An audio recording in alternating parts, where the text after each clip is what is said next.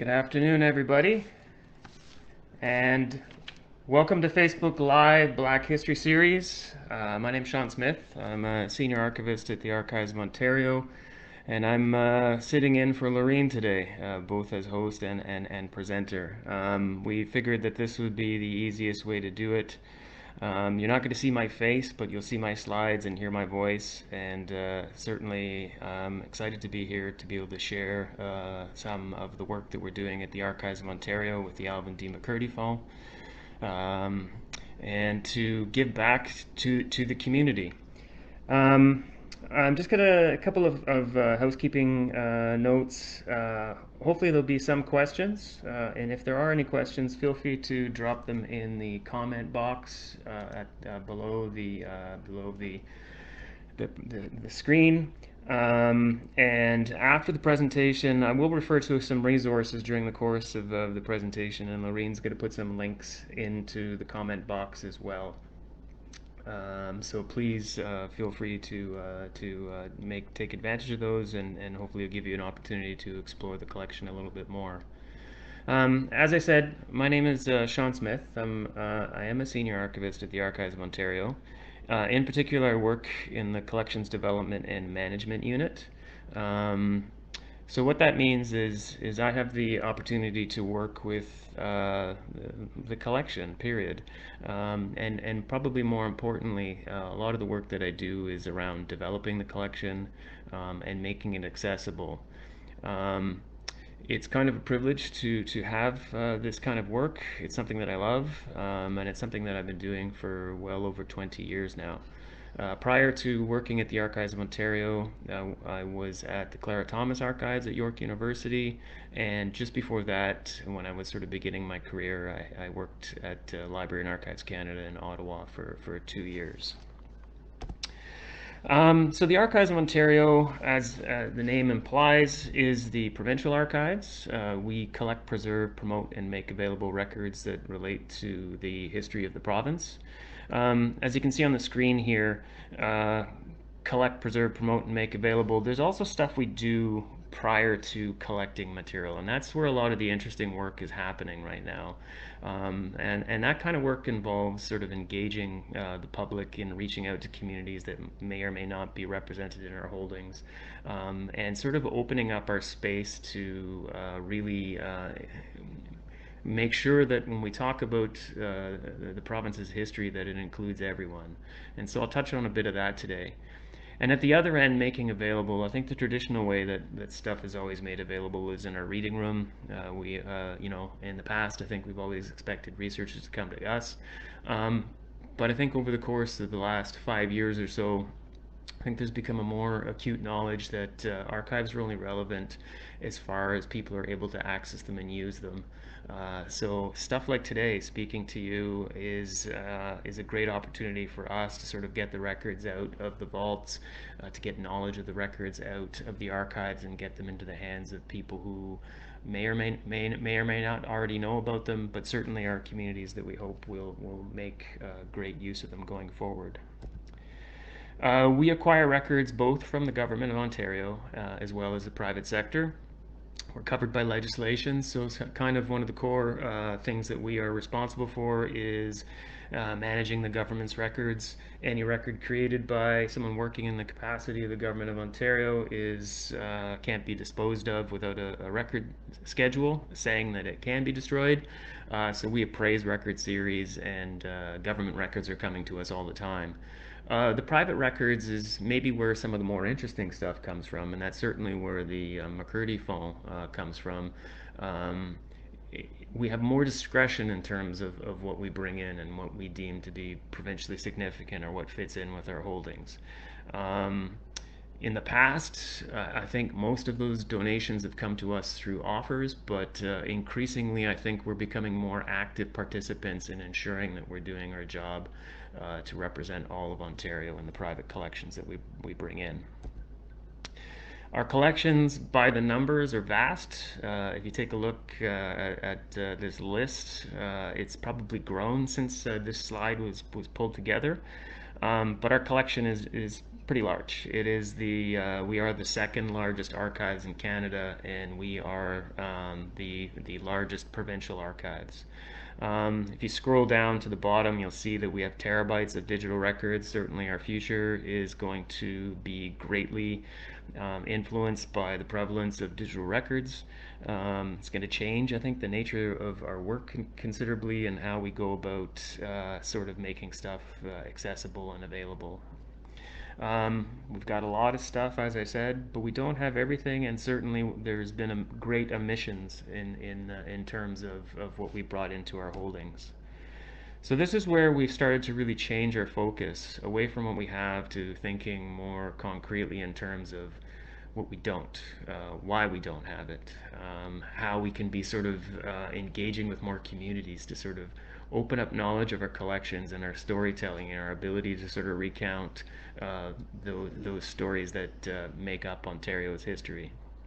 So things like how can we promote diversity and inclusion, and what is our role to play with that?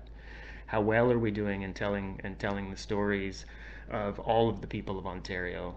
How can we adjust our practices to reflect emerging expectations of citizens? Reframing government records as community records.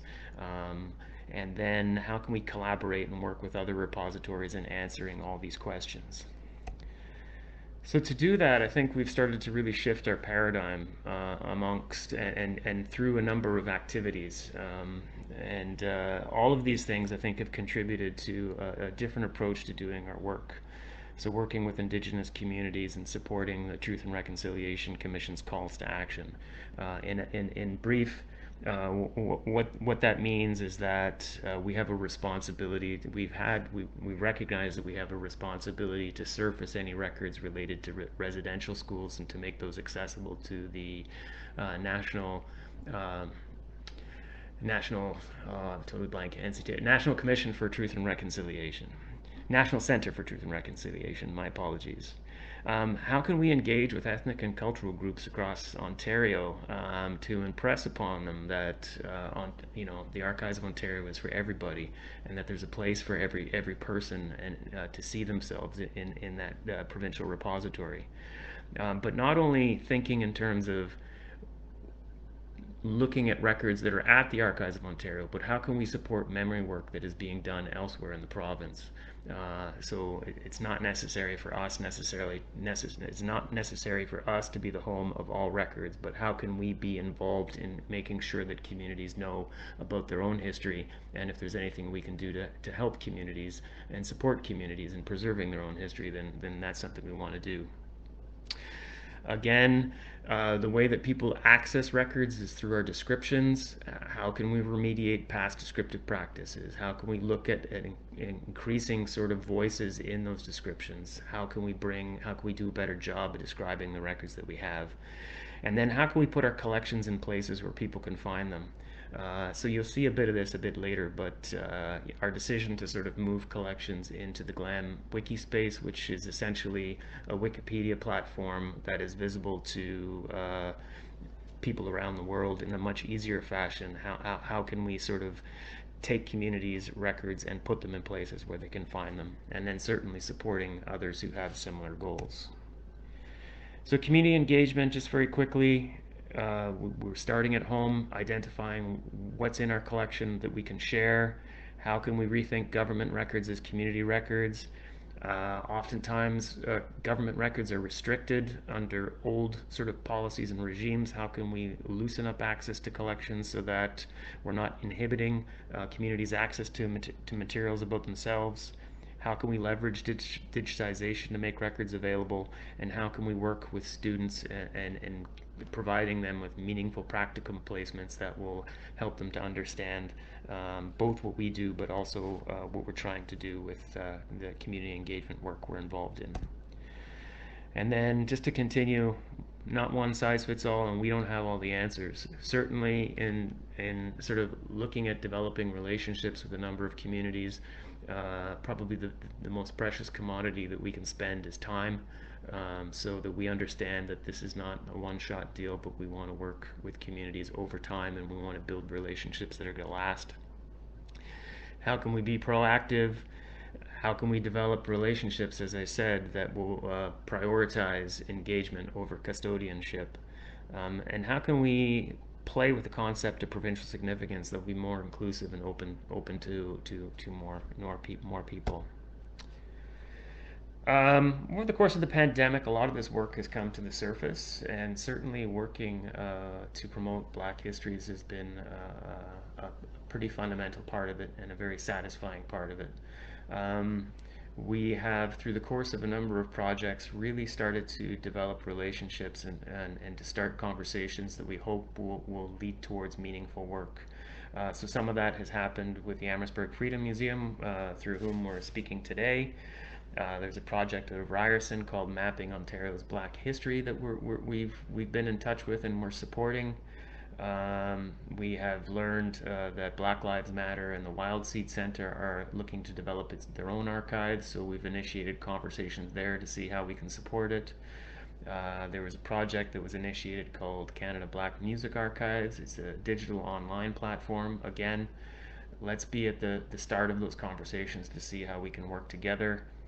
Looking to enmesh ourselves with the Jane Finch community, which is in our backyard, up at York University, and again looking for ways that we can work to assist the community in raising its awareness of itself, but also looking to provide educational and practicum opportunities for that community. Um, and then there's a project underway out of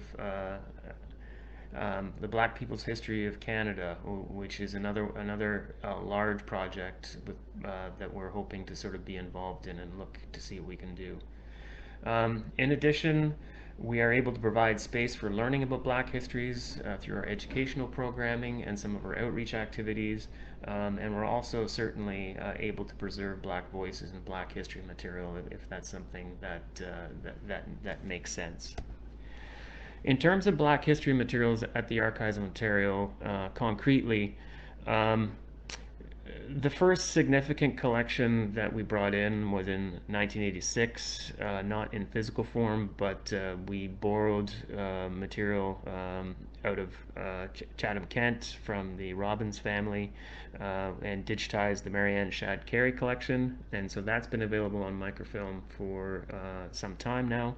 But the first real solid collection of Black history material that we brought in was in 1990, and that's the Alvin D McCurdy Fonds, which was followed shortly thereafter by the Daniel G. Hill Fonds.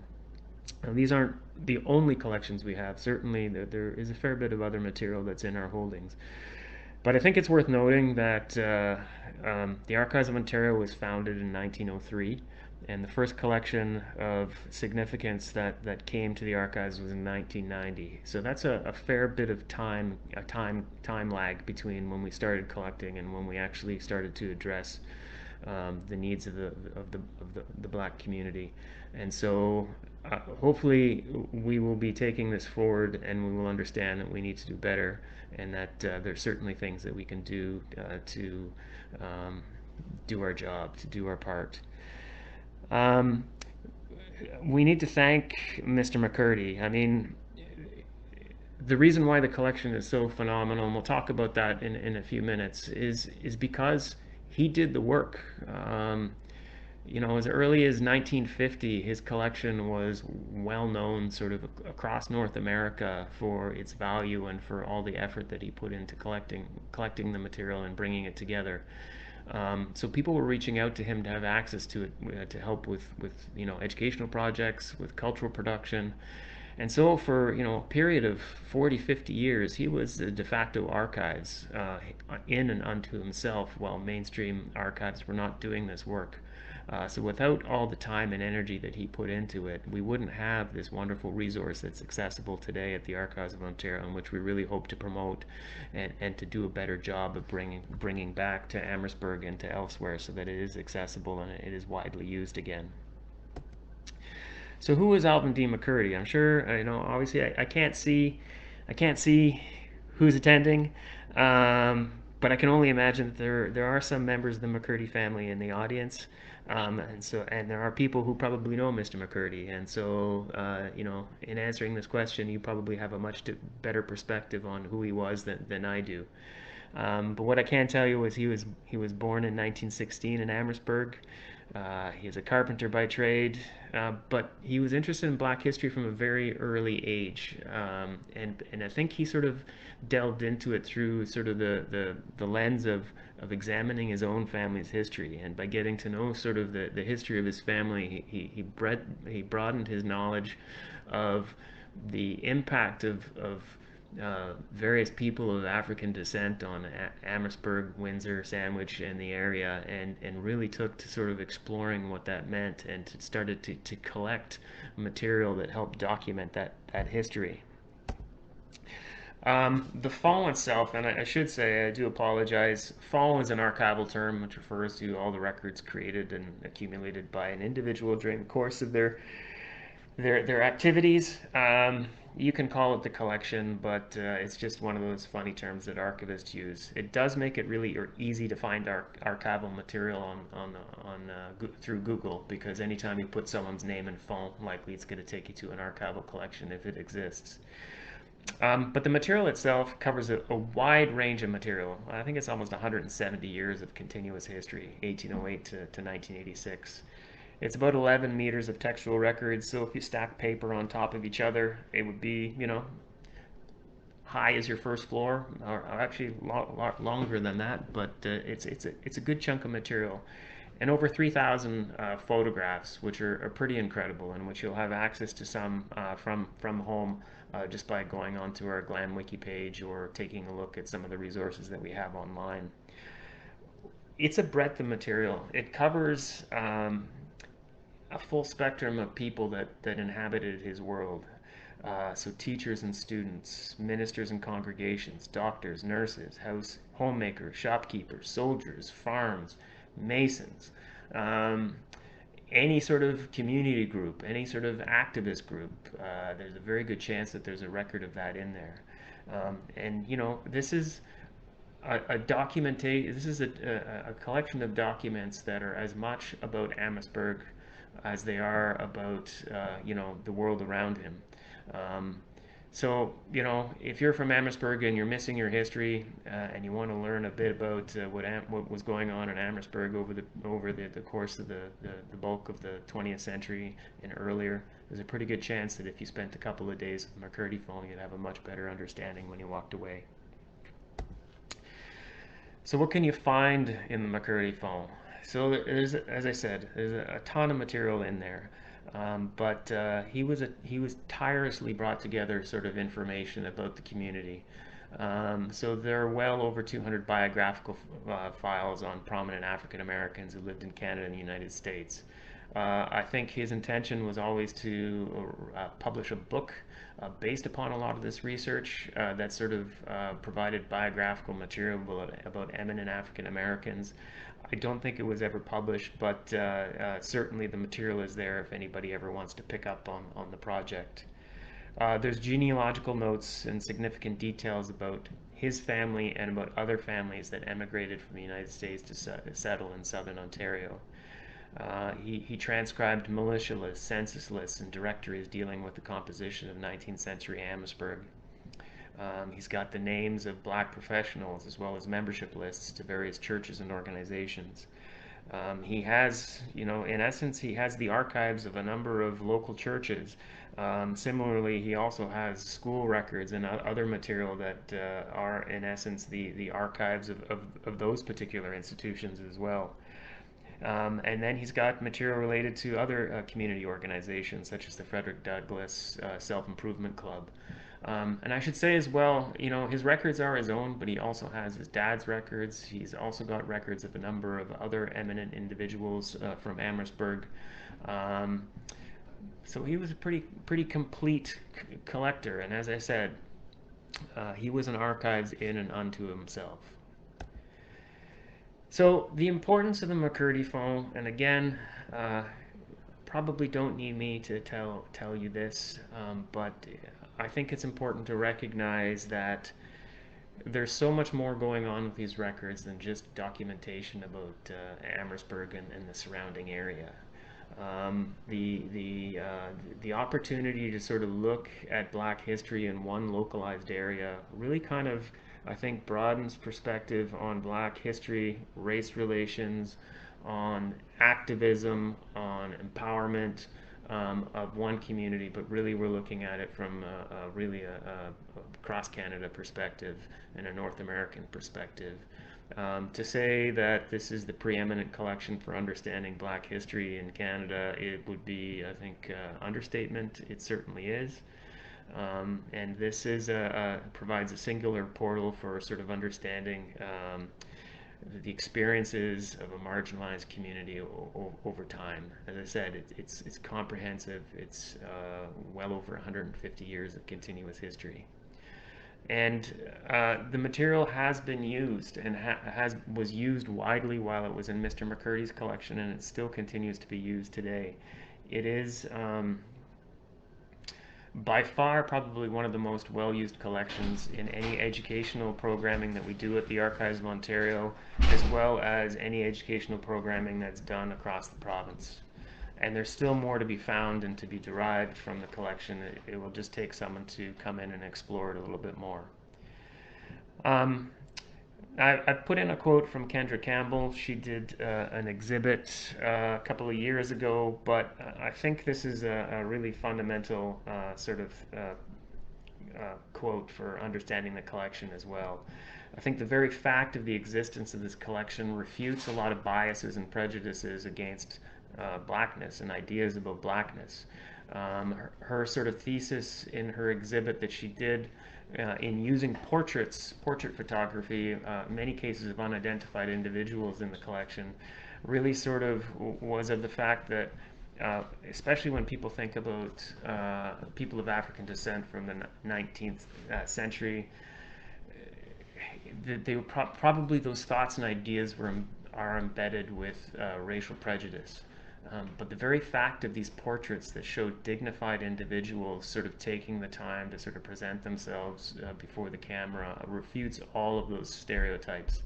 And it's the very fact of these images and being able to bring them forward into public discussion and into the eyes of students and into the eyes of into textbooks, I think really provides another perspective that hopefully will shake up some of those biases. What we have done with the McCurdy Fonds since we acquired it in 1990 is limited. The material is accessed primarily through an online catalog through our descriptive database.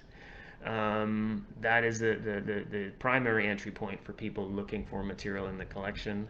But we did create this exhibit, Images of Black History Exploring the Alvin D McCurdy Fonds, some time ago. And that was a way for us to sort of take pieces of the collection and to sort of start talking about the value of the collection and to embed it with images. That is a piece that's on our website and that is accessible for anybody to take a look at.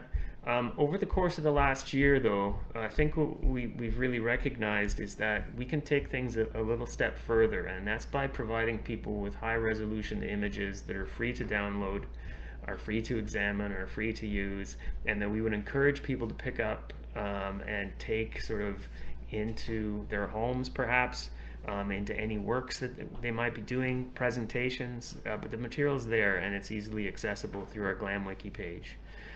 Now, the difference between sort of the images that we have sort of in a reading room is that obviously it takes someone's effort to get to Toronto to take a look at the images.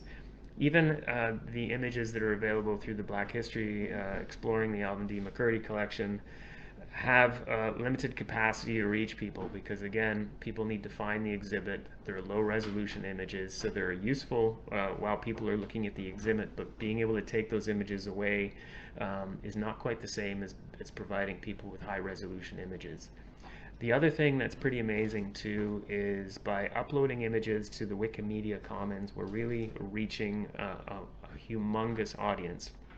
Now, I can't tell you the stats associated with anybody looking at an individual image in the exhibit itself, but We have uploaded 117 images to the Commons through our GlamWiki initiative, and they have been viewed over 140 times in the last 3 months alone. So Mr. McCurdy's work in collecting this material is reaching a much wider audience, and we're super excited by that. Now, if you do get a chance to spend some time with the GlamWiki space, we'd love to hear back from you. You know, we did our best to describe the images. Many of the images are, the individuals in the images are unidentified. So at the end of this presentation, you'll have my email. And certainly, if you're not proficient with Wikipedia and don't want to do any editing in Wikipedia directly, you're certainly, I'd be welcome to hear, I'd be welcome to receive your thoughts and comments and to make any changes to that space. Hopefully we're going to be able to continue to work and to populate the Wikimedia Commons so that more material is accessible and available. And perhaps we'll be able to use that to sort of highlight, digitize, and make accessible other types of media that are in the collection in the collection as well. We did this work during the pandemic at a time when people didn't have access to this collection or to any of the material at the Archives of Ontario for that matter. And so it was really amazing to sort of see immediate feedback and immediate use of the collection. Deanna Bowen is a pretty wonderful photographer and artist, and she has done a fair bit of work looking at different Black histories and putting them into the context of early 20th century Canada and into around issues of nationalism and racism that may have been embedded in those nationalist perspectives. I reached out to her about another project that we were doing with GlamWiki, uploading material to the M.O. Hammond Fonds, noting that she had done a lot of work with the images, and we were trying to sort of come to terms with some racist images that were in that collection and how we should approach them. And shared her this work that we did with McCurdy Fonds, and it was pretty amazing because I think it was like the first real sort of impactful response where we understood the potential for doing this work. But she had been grinding through sort of the last bits and pieces of an exhibit that went up at the Kitchener-Waterloo Art Gallery, Black Drones in the Hive. And I think she was really stuck on what she felt was a really key image to her work. And so, you know, you'll see on the left hand of this shot from the gallery, a pretty well-known picture of Emancipation Day in Amherstburg, Ontario. And she, you know, indicated the emotional impact of seeing that image as being sort of the Rosetta Stone for her gallery exhibit. It's pretty great. She was able to download it high res and to insert it directly into her collection. And so we don't know if this is happening all across the world or across Southern Ontario or elsewhere, but certainly this is the kind of thing that we hope that people are taking advantage of and that we're able to sort of enable through doing this work. The other thing that we did, and again, we can't take full responsibility for initiating this, but by putting this material up there, people were noticing the value of the collection. And so we were, CC UNESCO reached out to us with a particular request that we consider nominating the McCurdy Fonds for the Canada Memory of the World Register, which may have been something that we would have you know, not done or not considered until they reached out to us. So this is kind of a big deal, both for like raising the profile of the collection, but also for us sort of through our commitment to doing this work, really thinking through what our responsibility is to the collection going forward. So the process of nominating it to the register, it was a fair chunk of work. It started with sort of sending a letter of intention that went to the board to consider, and then they invited us to do the full nomination package, which is a fairly intensive piece of writing to sort of think about all the cultural implications of cultural value of the material, to think about all the uses of the material, how it has been used, what are we're committed to doing with it. Um, and then one of the great things about doing the nomination package or preparing it was the ability to sort of work with partners such as the Ontario Black History Society and the Amherstburg Freedom Museum in sort of really fine-tuning our nomination to make sure that we touched upon all considerations, and that when we sent it off to CC UNESCO to consider adding it to the register, that they wouldn't have a choice pretty much. Um, and what it does is it really recognizes all the work and the time that Mr. McCurdy put into developing this collection and preserving a community's history. And the fact that it serves as a microcosm for exploring Black history across Canada. Um, I will say completely selfishly, but the week that the nomination went live and the announcement was made, part of our work was doing a comprehensive communications plan and really sort of thinking about all the individuals who deserved to know about this and who we wanted to know about it and who we would anticipate appreciating knowing about it. And certainly even individuals that we hoped would take this knowledge and work with the material going forward. But that week, as I said, completely selfishly, it's got to be one of the best weeks of my work life as an archivist, just because of the reactions that were coming in from the emails that we were sending out, and I think made us pretty aware of the value of this collection and the emotional impact it has to many people. So going forward, we're committed to continuing to work with the collection. So we acquired it in 1990. It was described in 1990, 1991, or thereabouts, and that's sort of been sort of the extent of our work with it to this point in time, other than digitization or working with researcher requests. But I think our sensitivities have changed, and I think we understand that we have a much better job to do in describing that material. And so starting in January, I have a practicum student coming in to work with me to start taking a look at the McCurdy Fonds and the way that we provide access to it, and thinking about ways of opening up our access portals so that more people can find material in it. The fact of the matter is we do our descriptions, and the ability for any individual to find material in it is only so good as the words that we use in describing it. The ability for people to understand why the collection is so important, again, is only so good as the words we choose to do that. So with this, we're going to start doing some work looking for opportunities for additional digitization. But we'd love to hear from the community as well. We'd love to hear from you. We'd love to hear from people in Amherstburg. And we certainly, I'm happy to receive your emails to sort of to hear your suggestions. If you've used the collection, we'd like to hear, whether it was easy to find what you're looking for. If you've used the collection, we'd love to hear what your recommendations are. So what do we need to do to make the collection more accessible?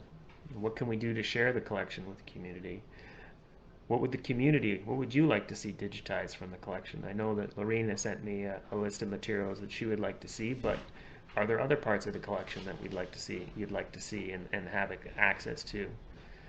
Who do we ask? Are there individuals in the community that should be the spokespeople for this type of questioning? And if so, can we reach out to them?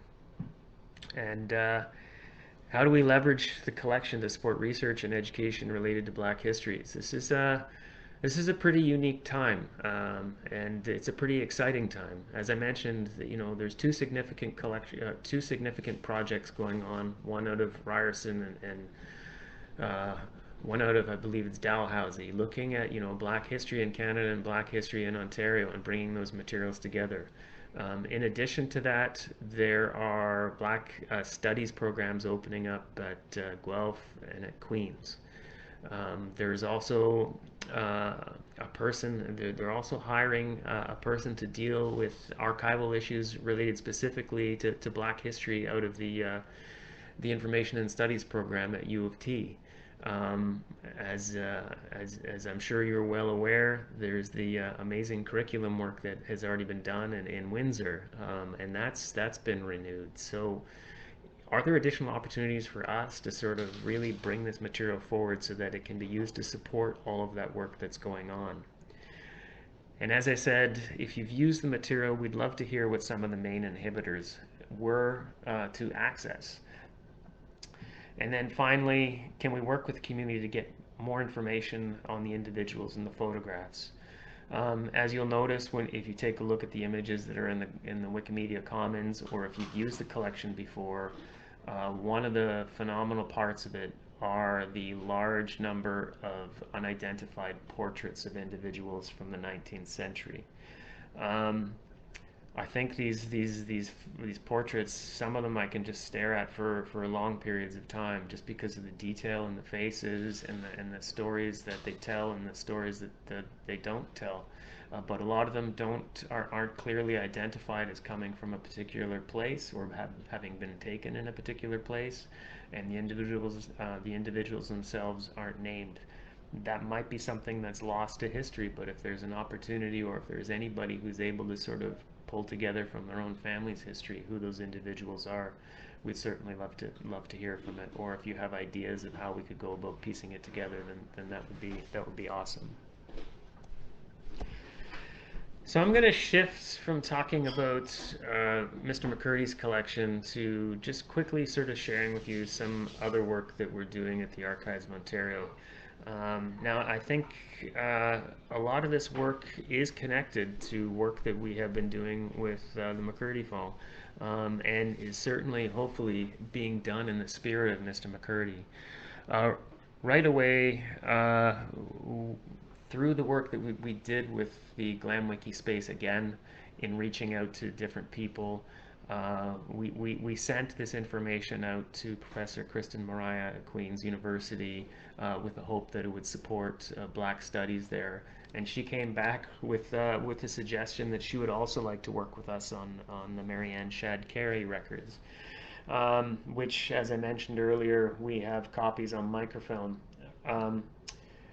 What this led to was us reaching out to the Robbins family in Chatham to sort of see, is this the right time for the originals to come to the Archives of Ontario? And furthermore, through discussing sort of the proper home for these records with a number of people, identifying that yes, the time is right, and yes, the Archives of Ontario is a place that they should come based upon sort of the known history that's there already.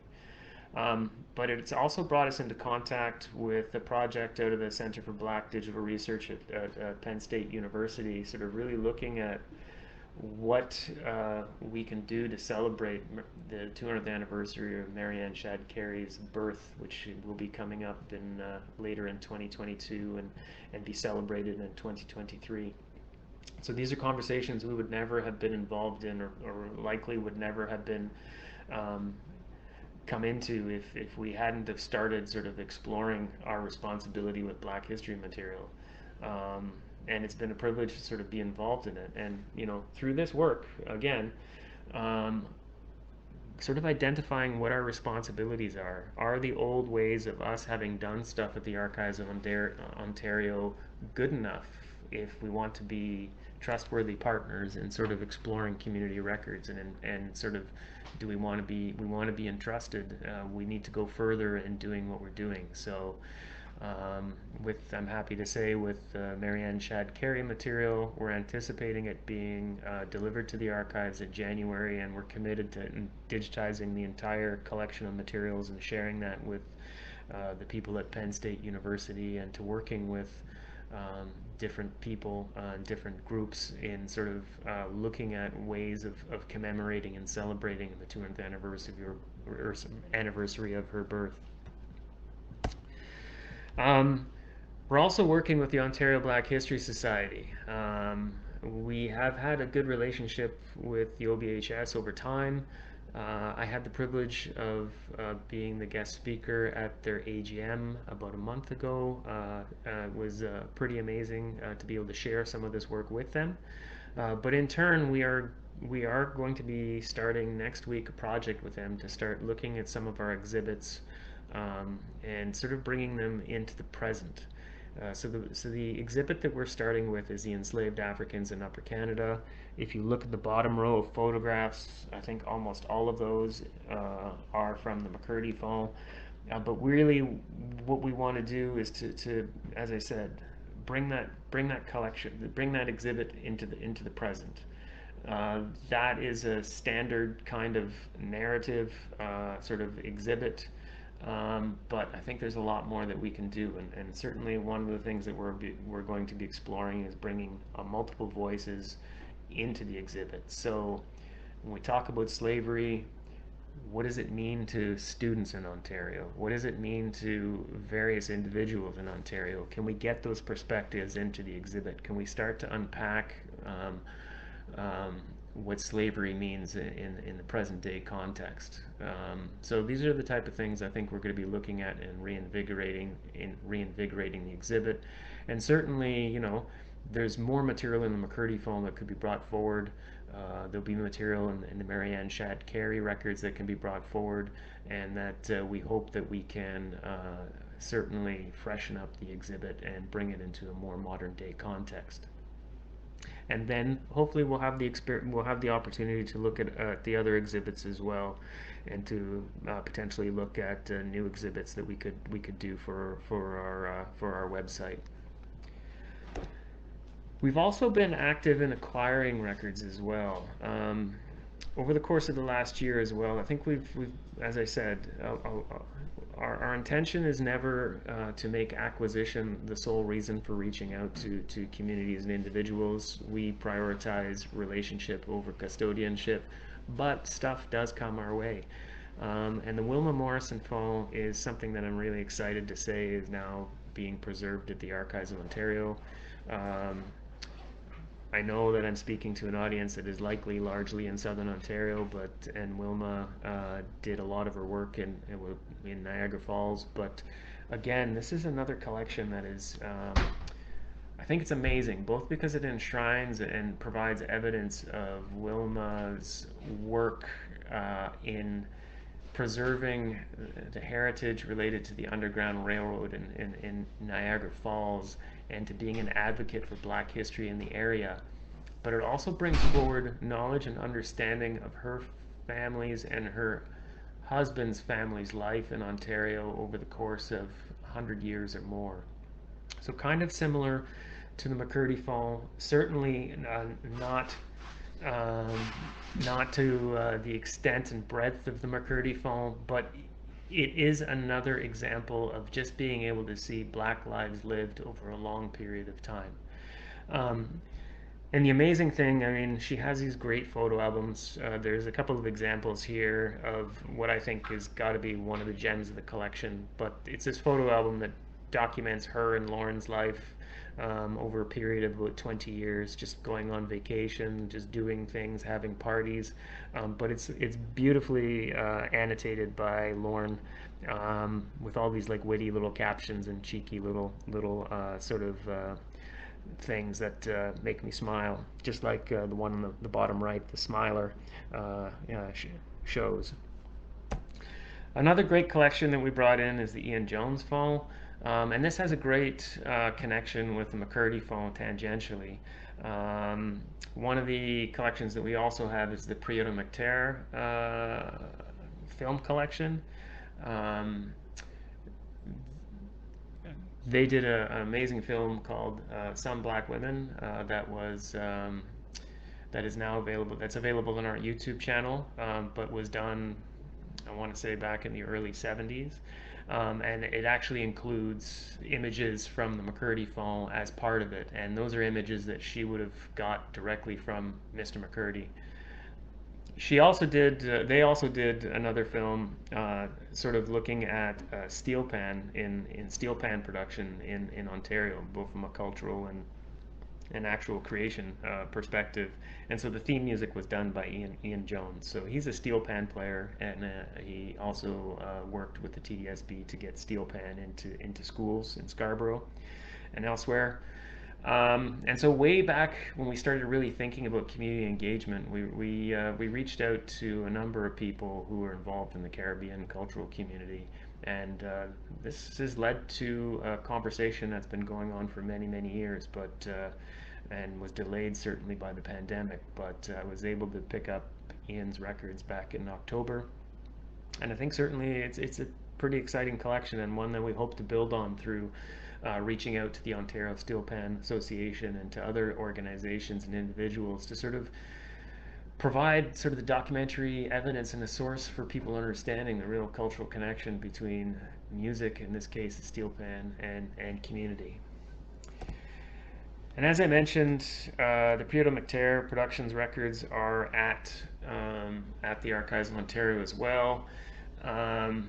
We have taken the opportunity to showcase some of those films and some of that work in different areas as much as possible. So I've been in touch with Claire Prieto Fuller on a number of occasions, and certainly we reached out to her when the McCurdy Fonds was inscribed on the Canada Memory of the World Register. And I think this comment says it all. I've been over the years suggesting to Black organizations and individuals that unless we lay the record of our time in Canada and all the things that we have worked towards, it will be just like when I was looking for information about Black people in Ontario and Canada. Unless you were alive to tell the stories, it was incredibly difficult to find the material. I'm so glad that you are doing this work. Now this of course is in relation to work that we are currently doing and work that we hope to continue doing in the future, but it's also a testament to work that was done in the past by Mr. McCurdy. Without his tireless energy and devotion to documenting the Black community in Southern Ontario and to bringing together the pieces of a community's memory in one place, and to working with it and ferociously guarding it to ensure that it stayed and was available for future generations, this collection wouldn't be at the Archives of Ontario right now. And so, as I've said, we hope to continue working with it. We're committed to continuing to work with it. We're hoping that the community, if you didn't know about it before, you know about it now, and that we have opportunities to work together in making sure that it is shared as best as we can, and that the stories that are in it are unpacked and are made available for present and future generations as well. So again, I just wanted to say thank you. This has been a wonderful opportunity for me to share with you. We still have a few more minutes, and if I can figure out how to find the comment box, I will be more than happy to answer any questions that you might have.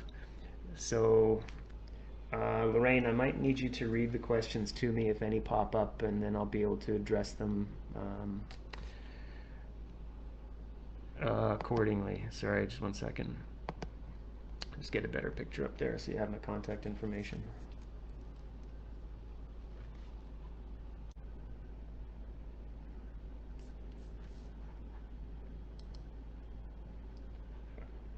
Are you speaking to...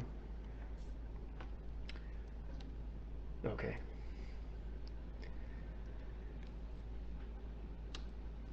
Sure.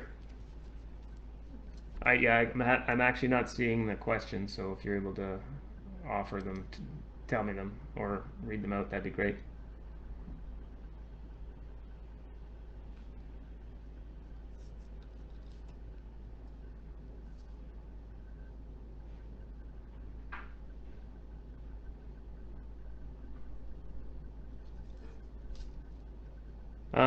Does the archives have a linked data initiative? No, as best as I can say, I say no. But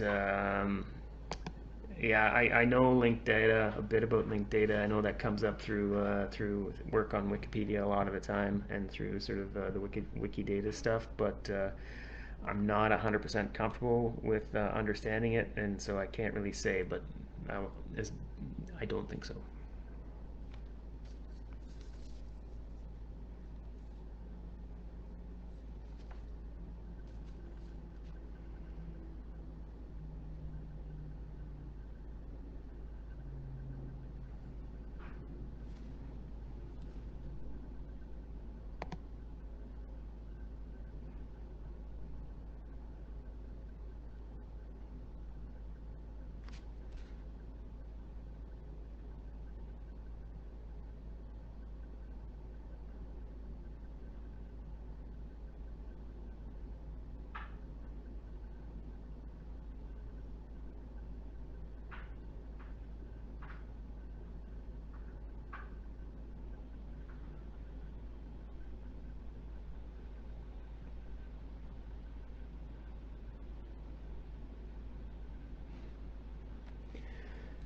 Yeah, sure. So visiting the archives usually requires that somebody comes to Toronto, to North York, to the archives itself to look at the material in the reading room.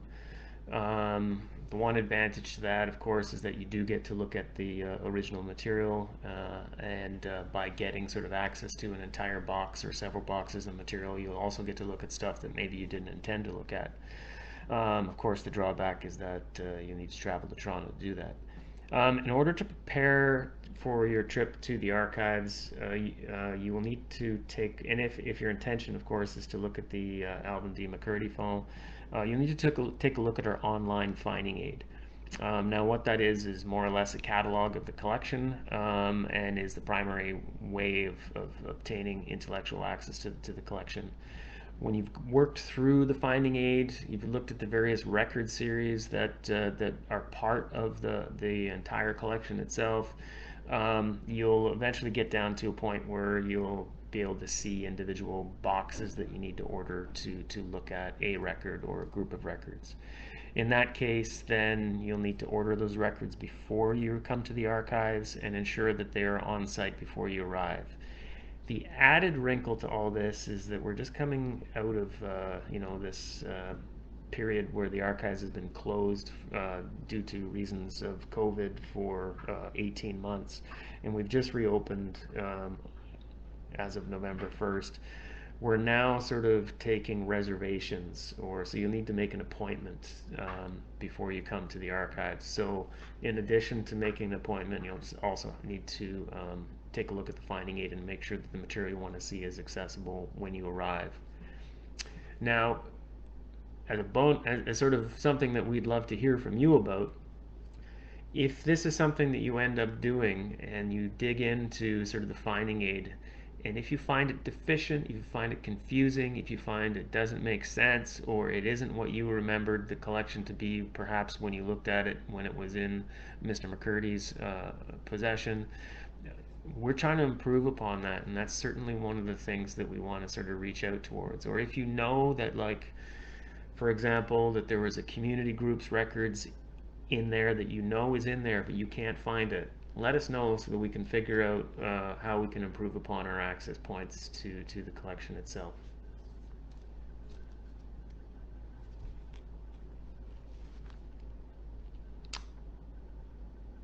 Does that answer your question, Lorraine?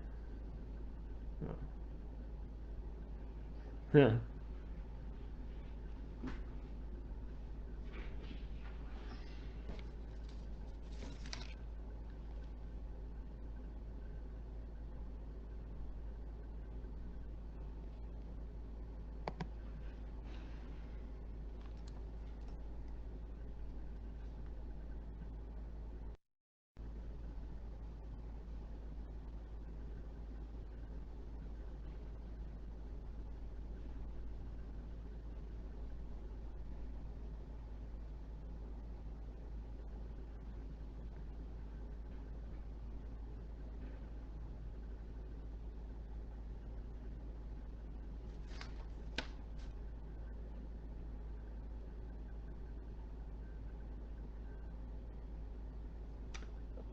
Um, yes, I mean, so certainly, I mean, I I don't want to open up any more screens, so that would be way too much stuff going on right now. But ideally, if that's what you're looking for, you would be able to search in our descriptive database for the Frederick Douglass Self-Improvement Club, and you would get down to a level at which you would be able to order the records. If there's not enough information or detail to I mean, if it's just like this is the kind of thing I think we're really sort of trying to figure out. So when we do our descriptions, we describe stuff from the phone level, which is like, this is the entire collection, to the series level, this is what each series is about, and in some cases a sub-series level. Hopefully the information you need to access the records will be captured at the appropriate level. And then if all you're getting is, for example, a sub-series that says community groups, records about community groups, including minutes, this, that, the other, and there might be only one file that says Frederick Douglass Self-Improvement Group. Is between the file level description and the series level description, are you getting enough information to make it worth your while to come to Toronto? Or is that some area where we need to be more specific, or where we could be working to do a better job of describing the records so that you don't drive 4.5 hours and then not see what you want to see? The other way for us to start thinking about it is there a way that we can make those records accessible online? A lot of that is going to be platform dependent. Probably with our current descriptive database, we're not going to have the opportunity to sort of make that stuff accessible, but we are developing a new descriptive system, and maybe we'll have different opportunities to do that. But ultimately, this is the kind of thing we want to hear from researchers about, to understand whether their experience from home is translating to what they're hoping to do when they come to the archives to see the records.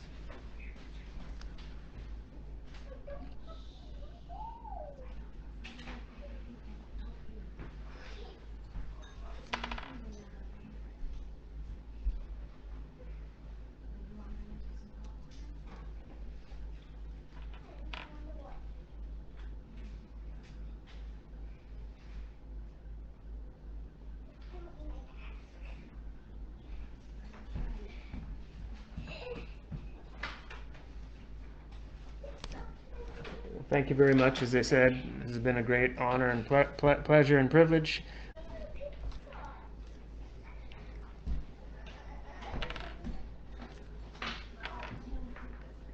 Take care, everyone.